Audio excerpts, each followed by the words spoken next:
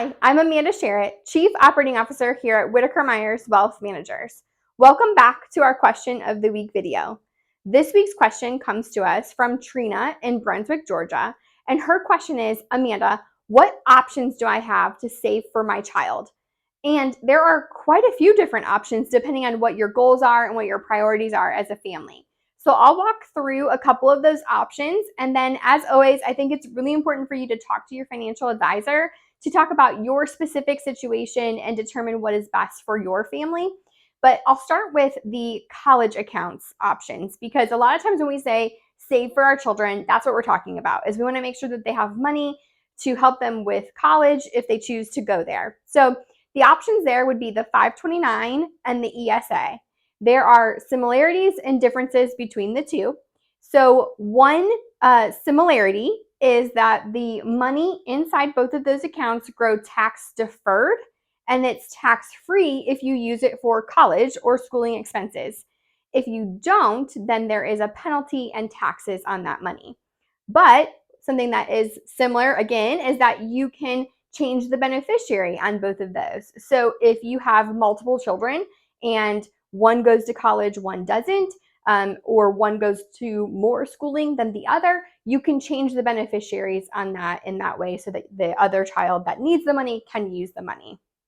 But one thing that is different is the 529 in most states, there is a tax advantage for contributing to the 529, and that's not true with the ESA. So there are similarities and differences between the two. That's why it's important to talk to your financial advisor and see what makes sense for you between those two. But those are the ones to think about if you are planning for paying for college for your child.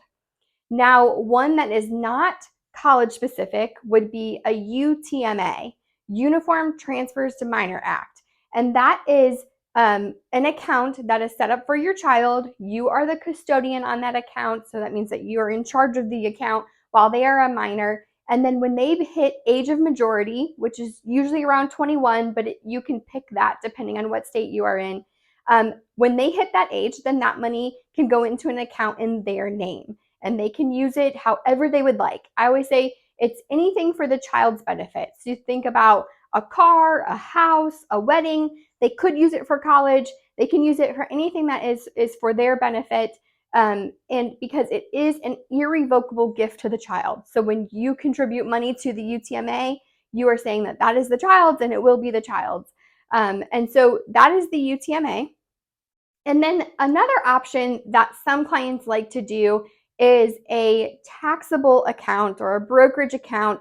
Dave Ramsey talks about this as a bridge account when you're talking about your retirement, basically a non-retirement investment account that you use, and it's maybe in your name or yours and your spouse's name, and you contribute to that, and you are thinking of that as your children's. So, it's similar, if you will, to the UTMA, is that you're saving for their benefit, but it's not their name on it. It doesn't have their name on it.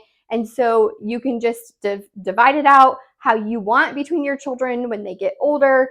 If one is not making good choices, you don't have to give them the money. Sometimes people want to do that because they want that control over the money instead of it being in the child's name. So again, there are quite a few options. Just depends on what your goals are and how your family is set up and what your priorities are. So just feel free to use the link below to schedule a meeting with your financial advisor. And if you don't have one of our advisors would be happy to talk to you. And our financial coaches help if you are in the earlier stages of your financial journey of paying off debt and saving money and starting to budget and all of those things. So one of our team members would be more than happy to help you, whether you want to talk with a financial coach or a financial advisor. And if you would, share this with anybody that you think would be helpful and hit the like button, because that really helps us as well. Thank you so much.